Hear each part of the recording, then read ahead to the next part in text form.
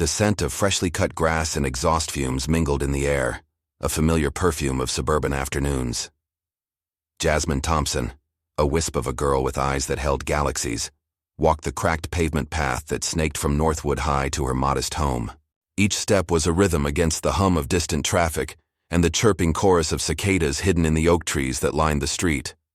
This path, worn smooth by countless footsteps of students past and present, was more than just a route. It was a conduit, a tangible link between the structured world of algebra equations and history dates and the boundless, shimmering expanse of beyond. Jasmine's beyond was still a blurry watercolor sketch in her mind's eye, but it pulsed with a vibrant energy that belied the quiet streets she traversed. Growing up in Oak Haven, a suburb designed for quiet conformity, dreams were often whispered secrets, fragile things easily crushed under the weight of practicality.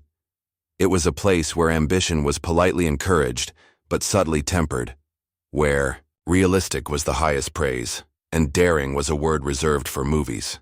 But within Jasmine, a different kind of narrative was unfolding, a story penned in the ink of quiet determination and an unwavering belief in something more. She had learned early, perhaps instinctively, to navigate the subtle currents of bias that rippled through her world. It wasn't blatant prejudice, not in Oak Haven. It was softer, more insidious, the lowered expectations masked as gentle guidance, the assumptions whispered in the spaces between words, the subtle surprise when she excelled, as if her achievements were delightful anomalies rather than expected outcomes. She felt it, in the way some teachers' eyes lingered on her, a fleeting assessment that seemed to categorize her before she even spoke. It wasn't anger she felt, not yet. It was a quiet awareness, a sense of being perpetually underestimated, like a tightly coiled spring waiting for the right moment to release its stored energy. Her home, a small brick rancher with a meticulously maintained lawn, was a sanctuary. Inside, her parents, hard-working and grounded, nurtured her dreams with a steady, unwavering love. They hadn't had the opportunities Jasmine was beginning to grasp, but their sacrifices were the invisible threads, weaving the tapestry of her potential. They taught her the value of hard work, the importance of kindness, and the quiet power of resilience. They didn't always understand the nuances of her academic world, the subtle pressures and expectations, but their belief in her was a constant, a warm light in the sometimes shadowed hallways of her teenage years. As Jasmine turned the corner onto her street, the setting sun cast long shadows, painting the familiar landscape in hues of orange and purple. The path ahead seemed to stretch further now, imbued with the weight of another school day completed, another day navigated. She was collecting moments, experiences both big and small, building an internal fortress of self-belief, brick by silent brick. She didn't know it then, but this seemingly ordinary walk home was preparing her for pathways far more challenging, for battles fought not on paved roads, but in the intricate landscapes of the human heart and mind. The suburbs might have whispered limitations, but Jasmine Thompson was already listening to a louder, more compelling voice within, a voice that promised horizons far beyond the edge of Oak Haven, horizons she was determined to reach, one determined step at a time. This humble path was, unbeknownst to her then, the starting line of her own extraordinary race. The fluorescent lights of the classroom hummed, a monotonous drone that seemed to amplify the nervous energy crackling in the air. Test papers were being returned, the rustle of paper and the muted sighs painting a familiar soundscape of academic judgment. Jasmine sat ramrod straight in her desk, her heart a frantic drum against her ribs. Math had never been her strongest subject. It was a landscape of abstract concepts that often felt like a foreign language. She had studied diligently, burning the midnight oil, wrestling with equations until her eyes blurred, but a gnawing anxiety still clung to her. Mrs. Eldridge, a woman whose presence filled the room with a blend of authority and practiced weariness, moved through the aisles, her heels clicking a rhythmic counterpoint to the nervous shuffling of students. Her face, usually etched with a patient smile, was today a mask of professional neutrality, a carefully constructed facade that betrayed little of her inner thoughts. She was a veteran teacher, years etched into the lines around her eyes, years spent shaping young minds, or at least attempting to. She carried the weight of expectations, the pressure to produce results, to mold her students into successful, contributing members of society. Sometimes, in the quiet moments of grading papers late into the night, she wondered if she was truly making a difference, or simply perpetuating a system that often felt impersonal and rigid. Jasmine watched as Mrs. Eldridge approached her row, a knot tightening in her stomach. She saw the papers being placed on desks, the subtle shifts in posture, the fleeting expressions of relief or disappointment that flickered across her classmates' faces. She braced herself, closing her eyes, for a brief moment taking a shallow breath, trying to summon a semblance of calm. When she opened them, Mrs. Eldridge was standing beside her desk holding her paper. "Jasmine," Mrs. Eldridge said, her voice carrying just above the classroom's low murmur. "Could you come here for a moment, please?" The words were innocuous, enough, polite even, but in the charged atmosphere of post-test evaluation they felt heavy, laden with unspoken judgment. Jasmine felt a flush creep up her neck as all eyes in the classroom seemed to turn towards her. She pushed back her chair, the scraping sound amplified in the sudden silence, and walked to the front of the room, her legs feeling strangely heavy, as if wading through water. Mrs. Eldridge stood by her desk, her gaze fixed on the paper in her hand. She didn't look at Jasmine immediately, adding to the mounting tension. Finally, she raised her eyes, her expression a carefully calibrated blend of disappointment and concern. "Jasmine," she began, her voice carefully modulated, "I have to say, I'm quite disappointed with this score." She held up the paper, not quite displaying it to the class, but in a way that made it undeniably visible. Jasmine's eyes flickered to the large circled 10 at the top, a stark red stain against the white paper. 10.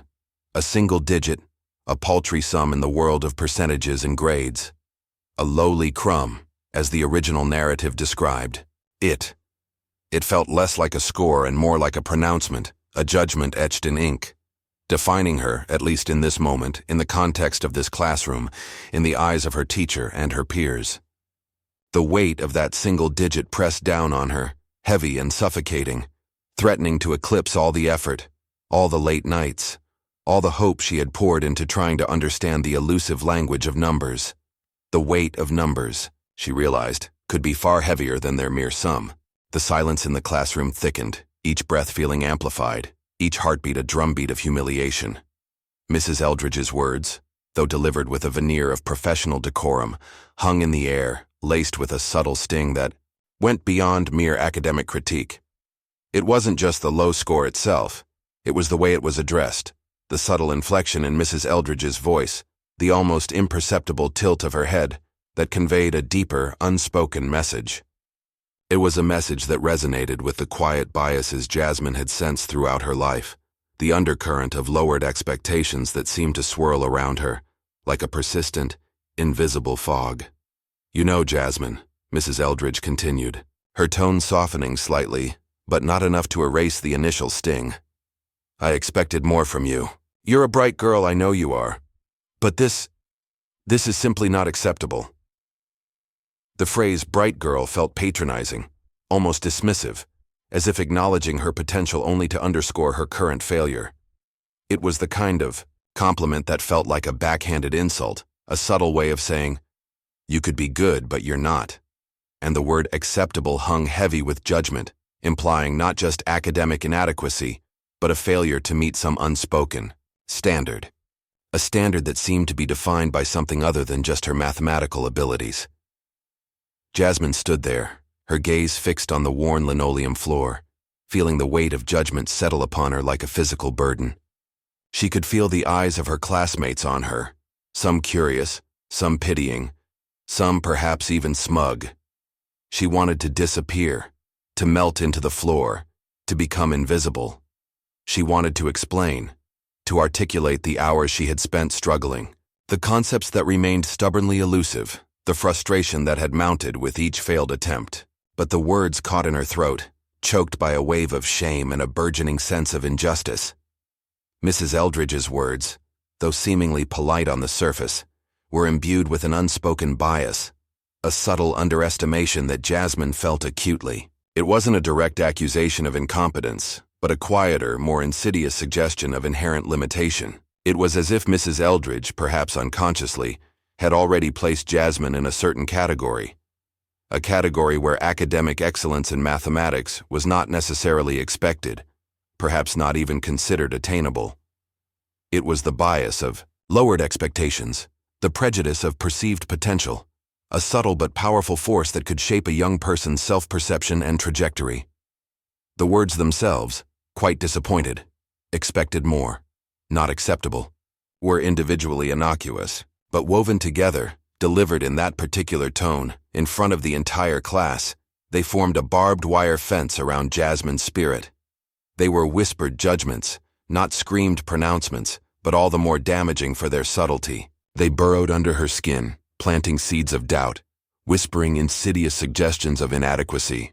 In that moment, Jasmine felt not just judged for her math score, but judged for something deeper, something intrinsic to her being, something that Mrs. Eldridge seemed to perceive, perhaps unconsciously, as inherently lacking. The classroom, once a space of learning, transformed into a theater of quiet humiliation, and Jasmine, the unwilling protagonist in a scene she hadn't written, felt the weight of unspoken expectations crushing her spirit. The walk home that day was different. The familiar suburban path seemed longer, the chirping cicadas less cheerful, the setting sun less golden. Each step felt heavy, weighted down not just by the books in her backpack, but by the invisible burden of Mrs. Eldridge's words. The shame burned hot in her cheeks, a physical manifestation of the humiliation she had felt in front of her classmates. But beneath the surface of shame, something else was beginning to stir, a slow, simmering heat that wasn't anger, not yet, but a nascent form of resilience. As Jasmine walked, the words replayed in her mind, echoing in the quiet spaces between her thoughts. Disappointed, expected more, not acceptable. They were like stones thrown into a still pond, creating ripples of self-doubt that spread outwards, threatening to engulf her confidence. For a moment, the whispers of inadequacy, those insidious voices she had always subtly resisted, seemed to gain strength, amplified by Mrs. Eldridge's perceived judgment. Maybe she was right, a treacherous voice whispered within her. Maybe I'm not good enough. Maybe I'm not smart enough. Maybe I just don't have what it takes. But then, something shifted.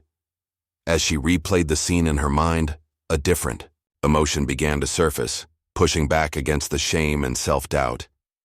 It was a spark of defiance, a flicker of rebellion against the quiet judgment she had perceived in Mrs. Eldridge's words. It wasn't directed at Mrs. Eldridge personally, not yet. It was directed at the feeling of being underestimated, the sense of being placed in a box, labeled and categorized, before she had even had a chance to truly define herself. The lowly crumb of 10, as the original narrative described it, began to transform in her mind. It was no longer just a symbol of failure. It was a challenge, a gauntlet thrown down. It was a declaration, however unintended by Mrs. Eldridge, that Jasmine Thompson's potential was limited, that she was somehow inherently less capable in the realm of mathematics. And that, Jasmine realized with a growing sense of clarity, was something she could not, would not, accept. The shame began to recede, replaced by a quiet, steely resolve. The whispers of doubt were silenced by a stronger inner voice, a voice that spoke not of inadequacy, but of untapped potential, of unyielding determination. The feeling wasn't yet fully formed, not yet the unyielding steel described in the original text, but it was the raw material, the molten core of resilience beginning to solidify. She thought of her parents, their quiet strength, their unwavering belief in her. She thought of the sacrifices they had made, the opportunities they had given her. She thought of the dreams she held, those blurry watercolors of her future, and the fierce determination to make them real. And in that moment, the negative energy of Mrs. Eldridge's words began to transmute, to ferment into something powerful, something transformative. It was the seed of resilience being planted in the fertile ground of her spirit, nourished by a quiet defiance and an unwavering belief in her own potential. The path home was still long, but now, with each step, Jasmine walked with a new sense of purpose, A quiet fire ignited within, fueled by the very words intended to diminish her. The crumb of 10 was no longer a symbol of failure, but a catalyst for something extraordinary. The years that followed were not a sudden, dramatic transformation, but a slow, steady climb, a testament to the quiet power of sustained effort. The sting of Mrs. Eldridge's words didn't vanish overnight. It lingered, a subtle ache, a reminder of the vulnerability she had felt. But it also became a quiet fuel, a persistent internal nudge that propelled her forward. Jasmine didn't become obsessed with mathematics. In fact, she gravitated towards subjects that resonated more deeply with her soul: literature, history, social sciences. But the incident in Mrs. Eldridge's class had instilled in her a profound understanding of the power of self-belief and the insidious nature of underestimation. High school became a proving ground, not to Mrs. Eldridge, but to herself. She immersed herself in her studies, not driven by a desire for external validation, but by an internal hunger for knowledge and a quiet determination to excel. She discovered a passion for learning that went beyond grades and test scores, a deep intellectual curiosity that propelled her to explore new ideas, to challenge assumptions, and to push the boundaries of her own understanding. She joined the debate club, finding her voice in the structured arguments and the art of persuasive communication. She volunteered at the local library, surrounded by books, breathing in the scent of aged paper and the silent wisdom contained within their pages. She became a voracious reader, devouring novels, biographies, and historical accounts, expanding her world far beyond the confines of Oakhaven. College applications became a tangible manifestation of her quiet ambition. She aimed high, not out of arrogance, but out of a deep-seated belief in her own potential. A potential that Mrs. Eldridge's words had inadvertently ignited. She applied to prestigious universities, institutions that seemed to exist in a different realm from the quiet suburbs of her upbringing. And when the acceptance letters arrived, thick envelopes bearing embossed seals and promising futures, it wasn't just a validation of her academic achievements. It was a quiet triumph over the whispers of doubt, a tangible proof of her resilience. University life was a whirlwind of intellectual stimulation, challenging courses, and diverse perspectives. Jasmine thrived. She wasn't just academically successful, she flourished. She found her voice in seminars, engaging in passionate debates and offering insightful contributions. She immersed herself in campus life, joining student organizations, volunteering in the community, and forging deep and meaningful connections with her peers. She discovered a passion for education, inspired by professors who saw her potential, who challenged her to think critically, and who nurtured her intellectual growth. She realized that education was more than just imparting knowledge. It was about empowering individuals, fostering critical thinking, and igniting a lifelong love of learning. Years flew by in a blur of late-night study sessions, stimulating discussions, and transformative experiences. Jasmine graduated with honors, a testament to her unwavering dedication and her intellectual prowess. But more importantly, she graduated with a deep sense of self-awareness, a quiet confidence, and a burning desire to make a meaningful contribution to the world. The lowly crumb of 10 was a distant memory, faded but not forgotten. It had served its purpose, not to define her, but to propel her forward, to forge within her a resilience as unyielding as steel. Jasmine Thompson was no longer just a girl from the suburbs with distant dreams. She was a young woman poised to shape her own destiny, armed with grit, grace, and a quiet fire that burned brighter than ever before. 10 years had sculpted Jasmine into a force to be reckoned with. Gone was the tentative teenager grappling with self-doubt. In her place stood a confident, articulate woman, radiating a quiet strength and a passionate commitment to education. She had not only excelled academically, earning advanced degrees and accolades, but she had carved out a remarkable career as an educator and community advocate. Her work was innovative, impactful, and deeply rooted in a desire to create equitable opportunities for all, especially those from underserved communities, those who, like her younger self, might have faced subtle biases and lowered expectations.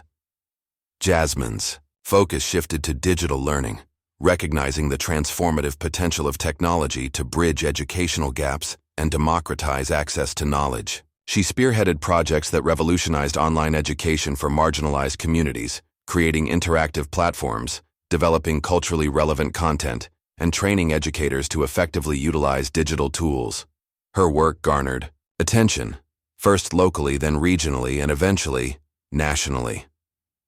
One evening in the quiet solitude of her apartment, Jasmine received a call from a national news program. They wanted to feature her work, to highlight her innovative approach to digital learning and her inspiring journey from a disappointing score to a leading figure in education. Initially hesitant, Jasmine eventually agreed, recognizing the platform as an opportunity to amplify the message of educational equity and to inspire others to overcome challenges and pursue their passions. The feature aired on a Sunday evening, broadcast across the nation. Jasmine watched it with a mixture of emotions: pride, humility, and a touch of surreal wonder. The segment highlighted her projects, showcased the impact on the communities she served, and wove in snippets of her personal story, including a brief, carefully worded mention of a challenging moment in her 10th grade math class that had, in an unexpected way, fueled her determination. They didn't name Mrs. Eldridge, but the implication was clear. In Oak Haven, in a quiet retirement community, Mrs. Eldridge sat in her armchair, channel surfing on a lazy Sunday evening. Her teaching days were behind her, replaced by the slower rhythms of retirement.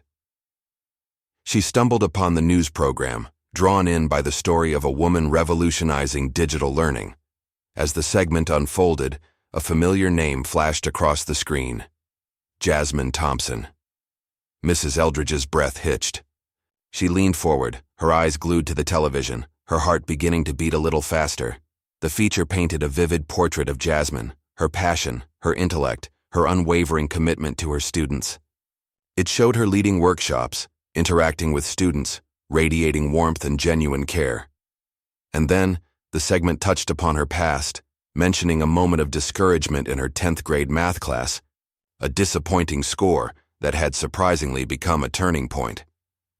Mrs. Eldridge's hand trembled slightly as she reached for the remote, instinctively wanting to change the channel, to escape the uncomfortable flicker of recognition.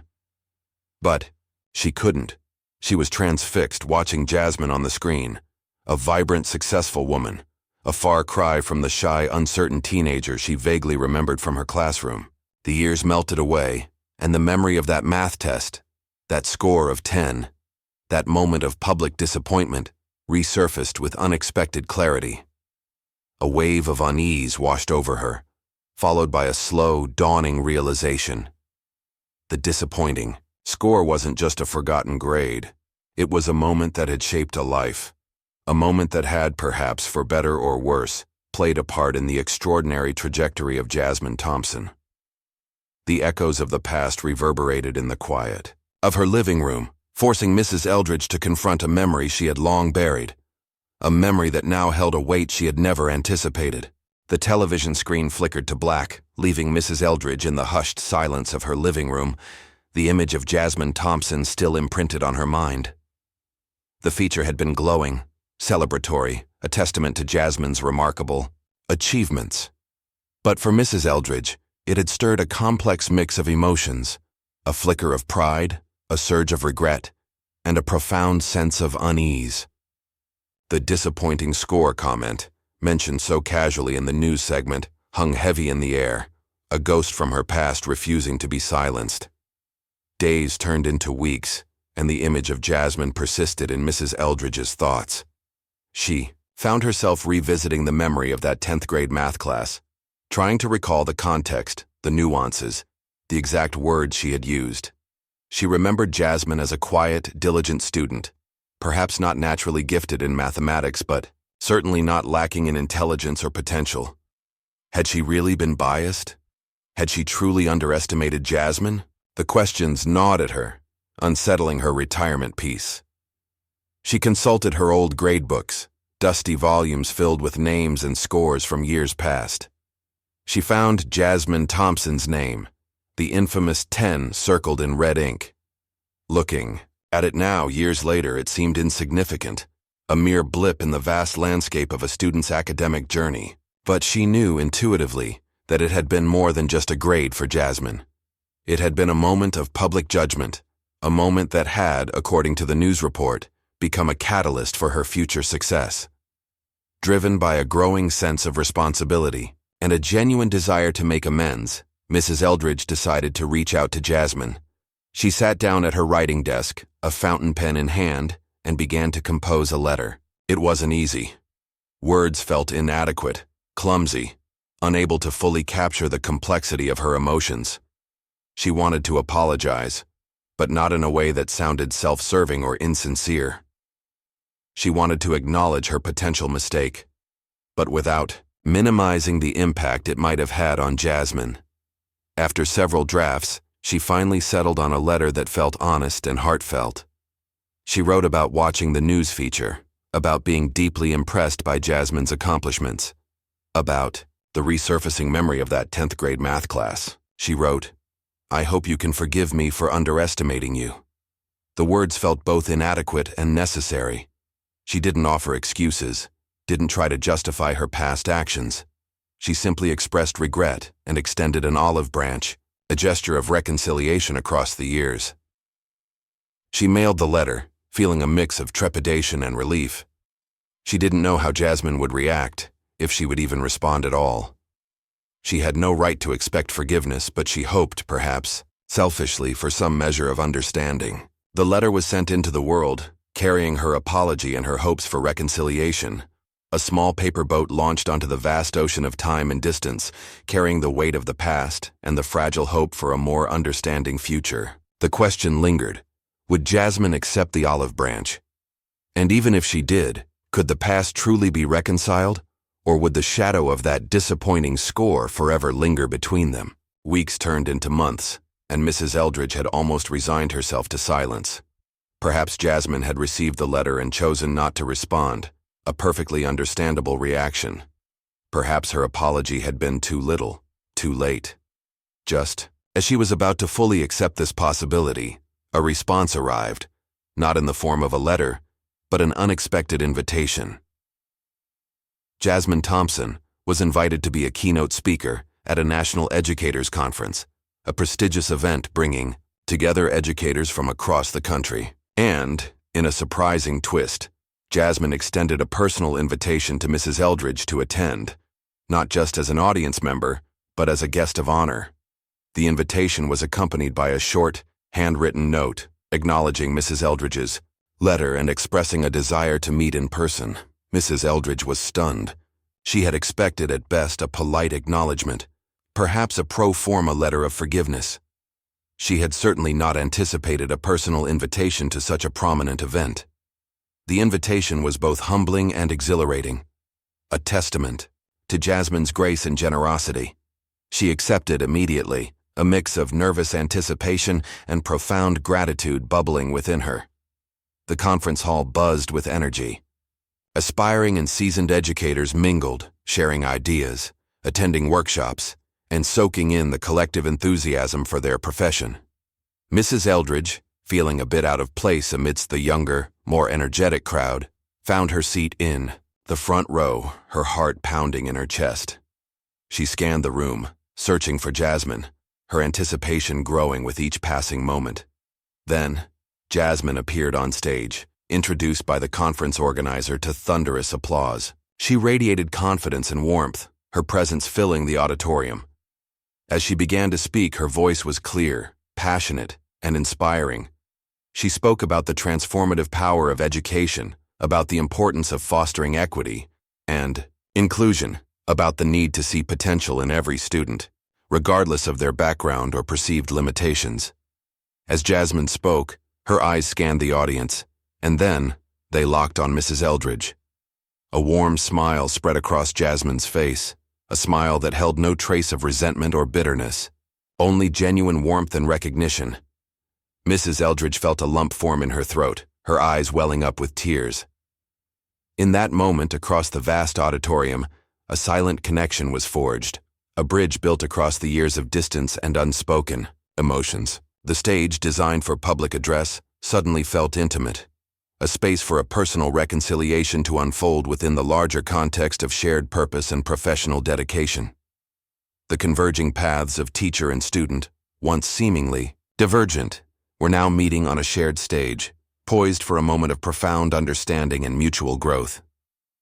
The climax of their unspoken drama was about to unfold. Jasmine's keynote address concluded to a standing ovation. As the applause subsided, she gestured towards Mrs. Eldridge in the front row, her voice filled with genuine emotion. "And I want to take a moment to acknowledge someone very special. Who is here today?" she said, her gaze fixed on Mrs. Eldridge. "My 10th grade math teacher, Mrs. Eldridge." A spotlight shone on Mrs. Eldridge, who stood up, a wave of emotion washing over her. The audience turned, their applause shifting, becoming more personal, more directed. Mrs. Eldridge managed a trembling smile, her eyes meeting Jasmine's across the stage. "Mrs. Eldridge," Jasmine continued, her voice resonating with sincerity, "thank you for being here. Thank you for your letter. And thank you in a way for that day in 10th grade." A murmur rippled through the audience, a collective intake of breath. Mrs. Eldridge's heart pounded. What was Jasmine going to say? Was this a public recounting of her perceived misjudgment? A moment of gentle but public reprimand? But Jasmine's next words surprised everyone, most of all Mrs. Eldridge. "That day," Jasmine said, her voice steady and strong, "when you expressed your disappointment with my math score, it was a difficult moment for me as a young student. But in retrospect, I realize it became a turning point. Not because of the criticism itself, but because it ignited something within me. It challenged me to prove not just to you, but to myself, what I was truly capable of." She paused, her gaze still locked on Mrs. Eldridge. "So, Mrs. Eldridge, I am not here to express resentment or to seek validation. I am here to express gratitude. Gratitude for the moment that, in its own way, motivated me to push beyond perceived limitations, to embrace challenges, and to strive for excellence." Tears streamed down Mrs. Eldridge's face, tears of relief, of gratitude, of profound humility. She had expected judgment, perhaps even public reproach. Instead, she was met with forgiveness and incredibly gratitude, the weight of years of unspoken guilt lifted from her shoulders. Later, after the conference session, Jasmine and Mrs. Eldridge met backstage. It was a quiet, private encounter, filled with unspoken understanding and shared emotion. "Thank you, Jasmine," Mrs. Eldridge said, her voice choked with emotion. "Thank you for your grace, for your forgiveness, and for teaching me a lesson I desperately needed to learn." "And thank you, Mrs. Eldridge," Jasmine replied, her voice soft, "for teaching me, even unintentionally, the enduring power of resilience. That moment, that small battle as the narrative described it, taught us both something profound. In that quiet backstage room, amidst the bustling energy of the conference, a true reconciliation took place. Forgiveness was offered and accepted, not as a transactional exchange but as a deep human understanding. The past was not erased, but it was reconciled, transformed from a source of potential bitterness into a testament to the strength of the human spirit, the capacity for growth, and the enduring power of forgiveness. The climax of their story was not about confrontation but about connection, not about blame, but about mutual learning and shared humanity. The conference concluded, leaving behind a ripple effect of inspiration and reflection. For Jasmine and Mrs. Eldridge, the experience was transformative, a profound moment of personal and professional growth. They parted ways not as teacher and student, but as colleagues, as fellow educators, bound by a shared understanding and a newfound respect. Mrs. Eldridge returned to her retirement community, carrying with her not just the memory of the conference, but a renewed sense of purpose. The encounter with Jasmine had reignited her passion for education, albeit in a different form. She began volunteering at a local community center, mentoring young students, sharing her years of experience, and approaching each interaction with a deeper awareness of the subtle biases that could unconsciously shape expectations. She became a more empathetic listener, a more observant mentor, always mindful of the potential hidden within each individual, regardless of their initial struggles or perceived limitations. She had learned, perhaps a little later than she would have liked, the profound truth that while educators instruct others, they are constantly teaching themselves. Jasmine continued her work, her passion for educational equity burning brighter than ever. The encounter with Mrs. Eldridge had not only solidified her understanding of resilience, but had also deepened her compassion and her commitment to fostering environments of understanding and forgiveness. She incorporated her experience into her workshops and presentations, sharing the story as a powerful example of how even negative moments can be transformed into catalysts for growth, and how forgiveness can heal and empower. The story of Jasmine Thompson and Mrs. Eldridge became a quiet legend within educational circles, a reminder of the enduring impact of teacher-student relationships, the subtle power of words, and the transformative potential of resilience and forgiveness. It was a story about redemption, not just for Mrs. Eldridge, but for the sometimes flawed human system of education itself, a system that, despite its imperfections, held the power to shape lives and unlock potential. Jasmine's journey, as the original narrative beautifully stated, was not merely about redemption, but a powerful narrative of growth. She had proven that the horizons of anyone's future truly stretch as far as their dreams can carry them, unbound by initial setbacks, societal biases, or moments of discouragement. The humble pathways of her childhood had indeed led her to a vast world of opportunities she had not just seized for herself, but had dedicated her life to creating for others. And Mrs. Eldridge, in her own way, had also journeyed far from that 10th grade classroom, embarking on a path of self-reflection and growth, ultimately learning a profound lesson about the enduring power of the human spirit and the infinite capacity for understanding and forgiveness. Theirs was a story that resonated with humanity, a sincere and passionate testament to the enduring strength found in vulnerability, resilience, and the transformative power of the human heart.